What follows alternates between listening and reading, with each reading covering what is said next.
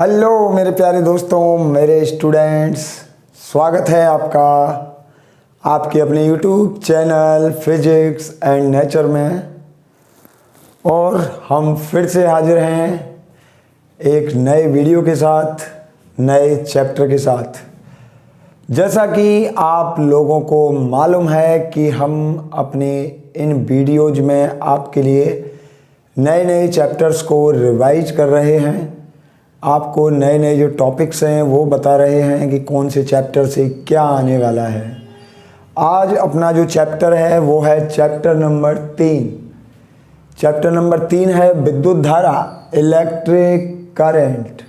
ठीक है, तो बने रहिएगा वीडियो में बिल्कुल लास्ट तक। चैप्टर को करते हैं स्टार्ट, और इस चैप्टर से क्या क्या आने वाला है मैं आपको बताने जा रहा हूँ। तो चैप्टर को स्टार्ट करते हैं। स्टार्ट करने से पहले मैं आपको बता रहा हूँ कि इस चैप्टर से क्या क्या रहने वाला है, क्या क्या आपको पढ़ना है बोर्ड एग्जामिनेशन के लिए। तो इस चैप्टर से बेटा दो तो आने वाले हैं, दो ऑब्जेक्टिव आने वाले हैं, दो वस्तुनिष्ठ प्रकार के प्रश्न आने वाले हैं। और तो दो कैसे रहेंगे? वस्तुनिष्ठ प्रश्न रहेंगे, वही मात्रक से, विमा से या फिर किसी संबंध से। तो दो ऑब्जेक्टिव रहेंगे, दो वस्तुनिष्ठ प्रश्न रहेंगे।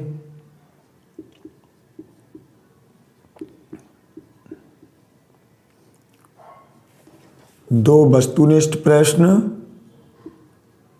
मतलब ऑब्जेक्टिव।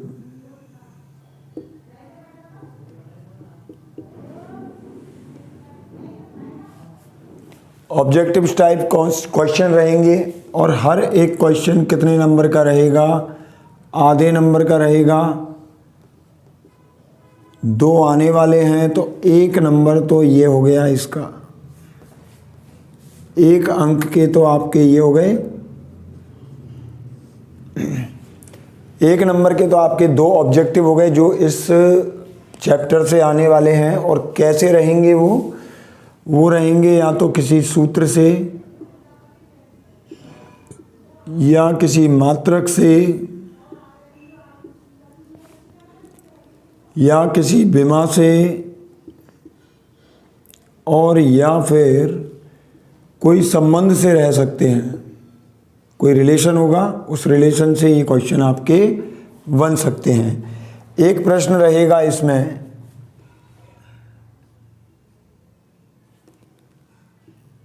एक प्रश्न रहेगा रिक्त स्थान।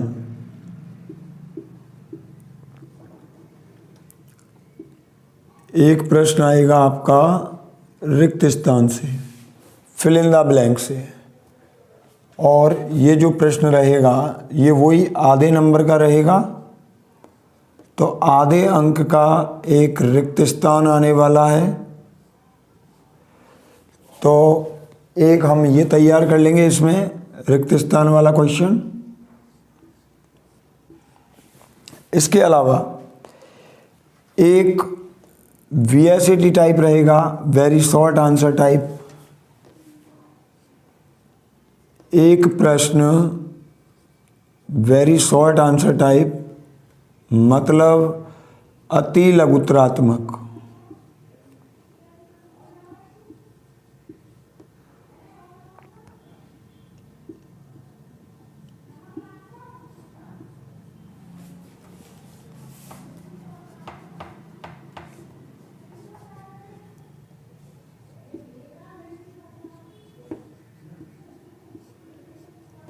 एक प्रश्न रहेगा लघुत्तरात्मक, अति लघुत्तरात्मक, और ये रहेगा आपका एक अंक का।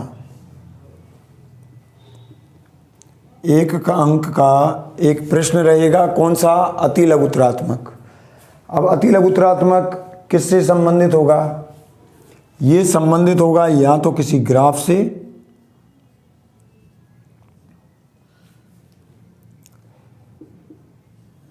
या चित्र से।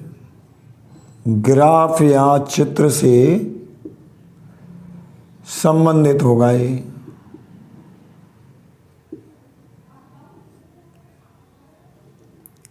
तो एक ग्राफ या एक चित्र पूछ सकता है, वो आपसे 1 नंबर का होगा वो। इसके अलावा एक रिक्त स्थान आएगा, 1 नंबर का ये हो गया। और एक प्रश्न रहेगा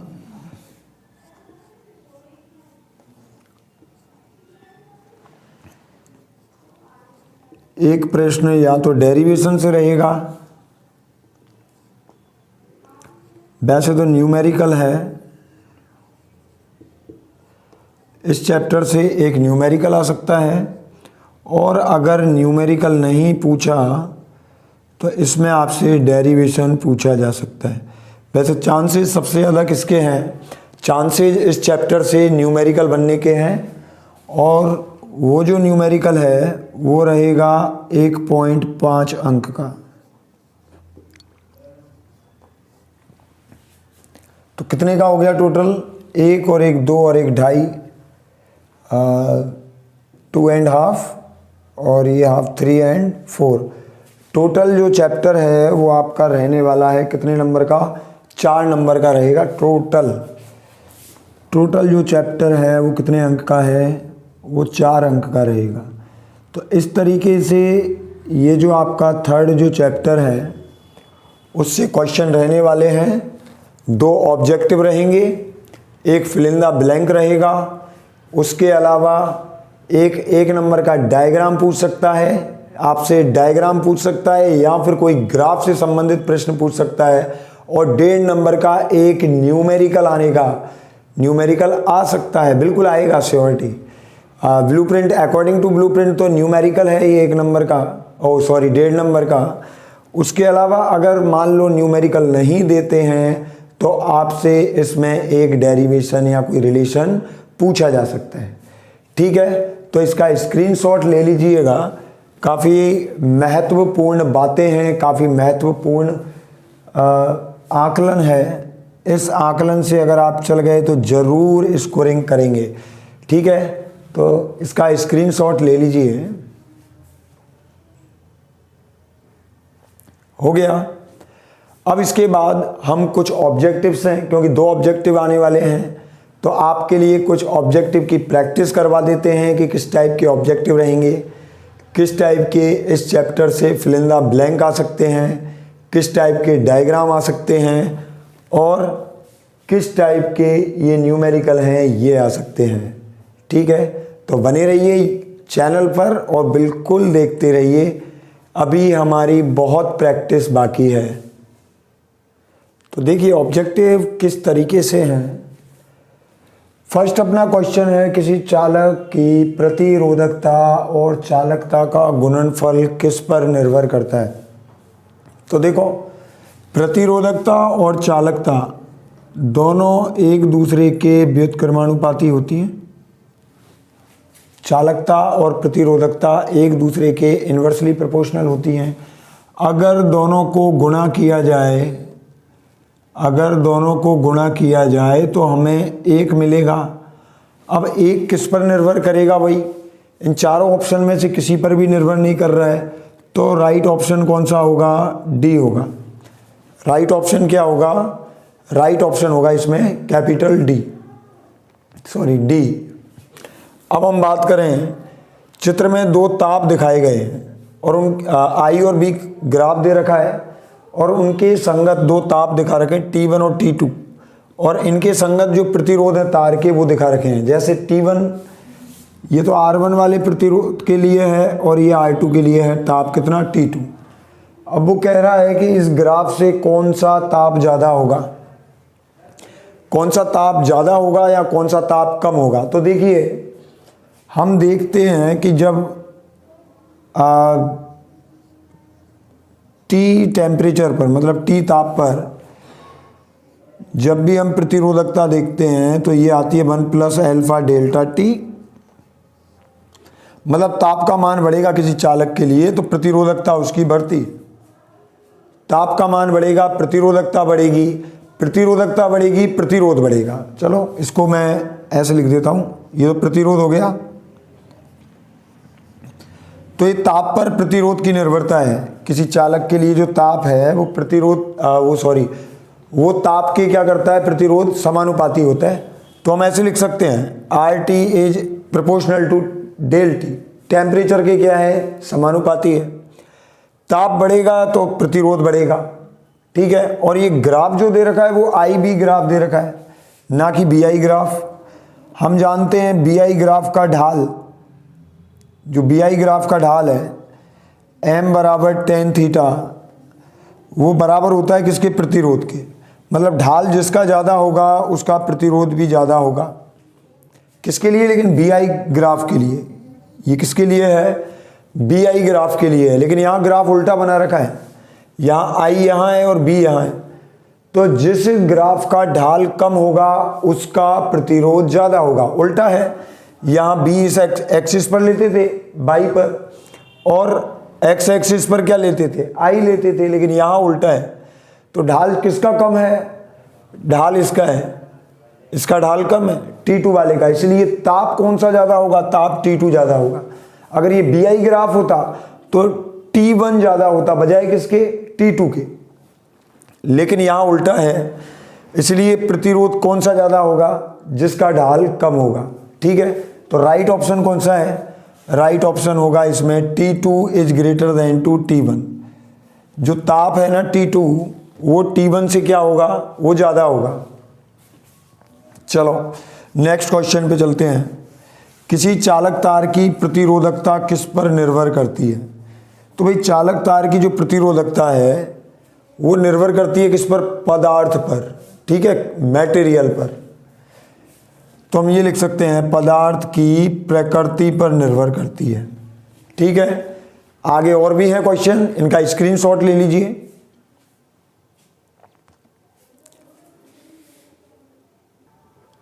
देखिए तो नेक्स्ट जो क्वेश्चंस हैं वो कुछ ऐसे हैं कि एक चालक है, उसकी लंबाई हम दुगनी कर रहे हैं और अनुप्रस्थ काट का जो क्षेत्रफल है उसको कर रहे हैं आधा।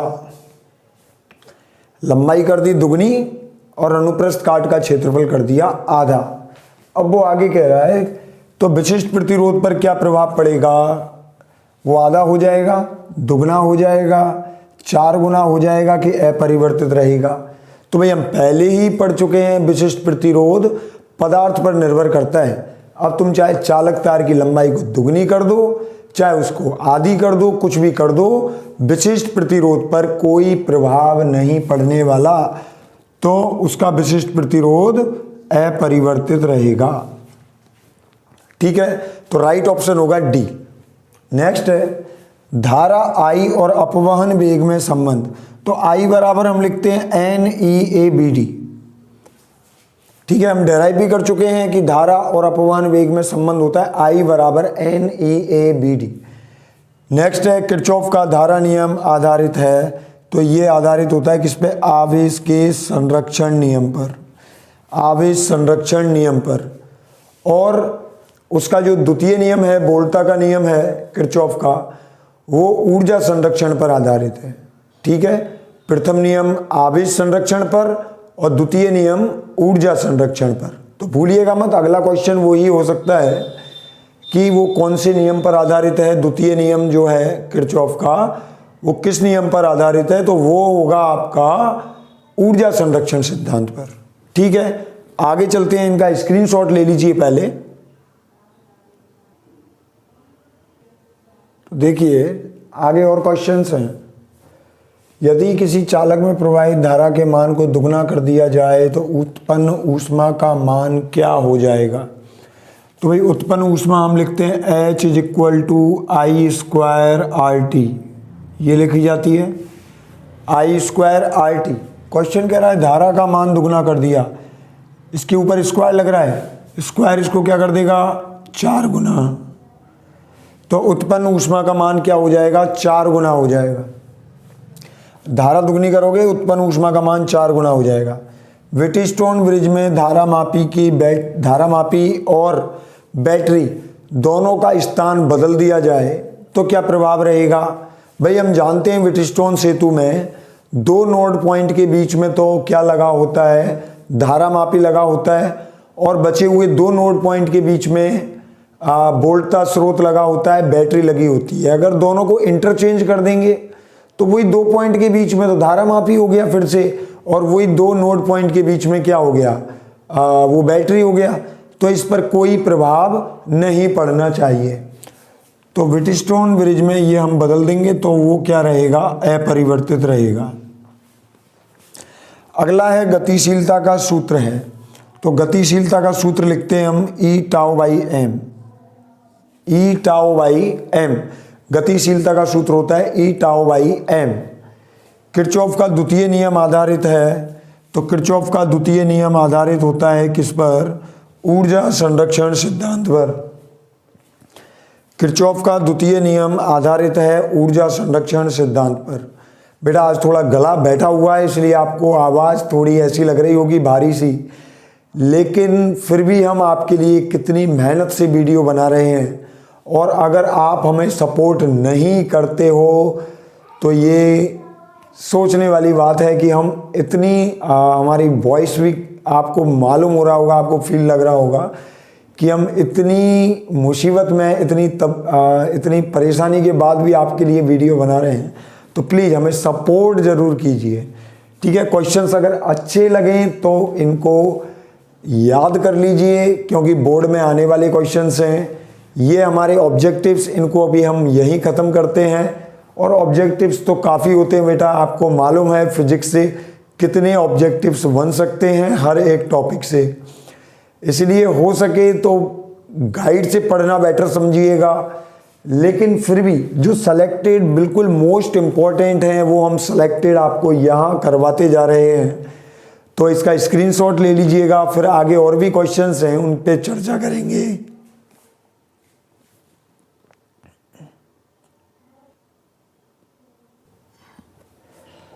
तो ये तो कहानी थी फिल इन द ब्लैंक्स की, रिक्त स्थानों की, फिल इन द ब्लैंक या ऑब्जेक्टिव क्वेश्चंस की थी। अब इसमें नेक्स्ट जो पार्ट है, क्वेश्चंस कुछ रहेंगे फिल इन द ब्लैंक से, तो रिक्त स्थानों से भी रहेंगे। उसमें एक आधे नंबर का क्वेश्चन आपसे पूछा जाएगा। इसके अलावा एक डायग्राम पूछ सकता है वो आपसे 1 नंबर में। तो फिल इन द ब्लैंक तो बेटा आप कहीं से भी आ सकते हैं, इतने मैं कहाँ तक कराऊंगा, लेकिन फिर भी जो प्रतिरोध और प्रतिरोधों की ताप पर निर्भरता जो टॉपिक है, प्रतिरोधों की ताप पर निर्भरता, तो वहाँ से ये आपका फिल इन द ब्लैंक पूछा जा सकता है। प्रतिरोध की ताप पर निर्भरता से ये पूछा जा सकता है। इसके अलावा 1 नंबर का जो क्वेश्चन रहेगा वो रहेगा आपके डायग्राम से। डायग्राम अभी मैं बनवा देता हूँ आपको। जैसे चालक हैं तो चालकों की ताप पर निर्भरता के लिए ग्राफ पूछा जा सकता है। चालकों की अर्धचालकों की ताप पर निर्भरता के लिए ग्राफ पूछा जा सकता है। इसके अलावा गैलियम आर्सेनाइड के लिए जो ग्राफ है बीआई ग्राफ वो पूछ सकता है। ओमीय अनोमीय युक्तियों के लिए ग्राफ बनवा सकता है। तो इस तरीके के क्वेश्चंस, या व्हीटस्टोन सेतु का चित्र बनवा सकता है। तो ऐसे कुछ चित्र हैं जो वो आपको 1 नंबर में पूछ सकता है। मैं यहाँ कुछ बता रहा हूँ आपको, कुछ डायग्राम्स हैं जहाँ से वो आपको 1 नंबर में पूछ सकता है। हाँ जी बेटा, तो कुछ ग्राफ हैं जो दे रखे हैं, आपसे 1 नंबर में पूछ सकता है। जैसे ओमीय युक्तियों के लिए बीआई ग्राफ, अनोमीय के लिए बनवा सकता है, गैलियम आर्सेनाइड के लिए हो गया, ये किसी डायोड के लिए हो गया, ठीक है ना। तो इस तरीके के वो आपसे ग्राफ पूछ सकता है 1 नंबर में। एक चालकों के लिए रो या आर और टी ताप के मध्य, अर्धचालकों के लिए रो या आर और ताप के मध्य ग्राफ बनवा सकता है आपसे 1 नंबर में। ये दोनों ग्राफ बहुत ज़्यादा इंपॉर्टेंट हैं, इनको तो बिल्कुल बना ही लेना। और 1 नंबर में यहाँ से बिल्कुल ज़रूर पूछेगा, श्योरिटी है। इसके अलावा आपसे व्हीटस्टोन सेतु का चित्र भी वो आपसे बनवा सकता है। और एनसीईआरटी के जितने भी एग्जाम्पल्स हैं वो बिल्कुल कर लीजिएगा। इसके अलावा पीछे के एक्सरसाइज जो क्वेश्चंस हैं उनको लगा लीजिएगा। 1.5 नंबर का एक क्वेश्चन 1.5 मार्क्स का ज़रूर वहाँ से आ सकता है, ठीक है। तो आज तो बेटा थोड़ा गला खराब है, और जो भी एक्सप्लेनेशन था इस चैप्टर के बारे में मैं आपको दे चुका हूँ। इसके अलावा जो कंप्लीट रिवीजन है वो नेक्स्ट वीडियो में रहेगा, और जो भी सेलेक्टेड न्यूमेरिकल्स होंगे वो मैं आपको नेक्स्ट जो भी अपने जितने भी वीडियोज़ में जो कंप्लीट रिवीजन रहेगा इस चैप्टर का, उसमें मैं कंप्लीट करा दूंगा। आज थोड़ी प्रॉब्लम है, उसके लिए मैं आपसे माफ़ी मांगता हूँ। फिर मिलते हैं नेक्स्ट वीडियो में कंप्लीट रिवीजन के साथ चैप्टर नंबर 3 के।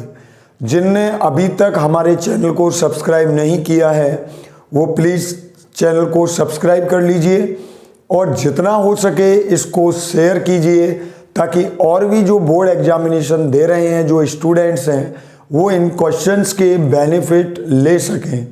ठीक है, मिलते हैं नेक्स्ट वीडियो में।